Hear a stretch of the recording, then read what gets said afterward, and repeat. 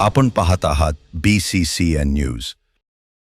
राष्ट्रपती द्रौपदी मुर्मू यांनी अनुभवली शेगावमधील भव्य आरोग्य प्रदर्शनी. राष्ट्रपती महोदयांनी मेळाव्यातील भव्य आरोग्य प्रदर्शनीच्या विविध स्टॉल्सला भेट देऊन पाहणी केली.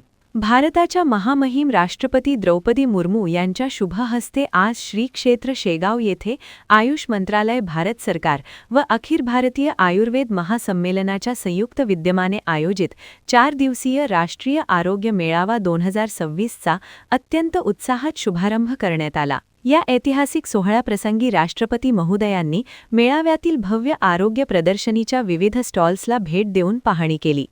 पारंपरिक भारतीय चिकित्सा पद्धती आणि आधुनिक आरोग्य सुविधांचा संगम असलेल्या या प्रदर्शनाने राष्ट्रपतींचे विशेष लक्ष वेधून घेतले. या पाहणीदरम्यान त्यांच्यासमवेत महाराष्ट्राचे राज्यपाल आचार्य देवव्रत, केंद्रीय आयुष, आरोग्य आणि कुटुंब कल्याण राज्यमंत्री प्रतापराव जाधव, केंद्रीय क्रीडा व युवा कल्याण राज्यमंत्री रक्षा खडसे, मदत व पुनर्वसन मंत्री तथा जिल्ह्याचे पालकमंत्री मकरंद पाटील, कामगार मंत्री आकाश फुंडकर हे उपस्थित होते.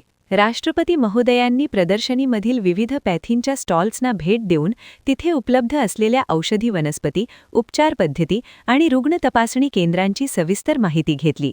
विशेषतः ग्रामीण भागातील नागरिकांसाठी आयुष मंत्रालयाने उपलब्ध करून दिलेल्या आरोग्य सुविधांची त्यांनी यावेळी प्रशंसा केली.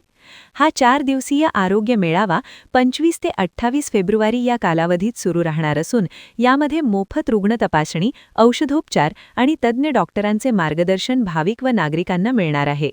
शेगाव येथे राष्ट्रपतींच्या आगमनानिमित्त कडेकोट सुरक्षा व्यवस्था तैनात करण्यात आली होती.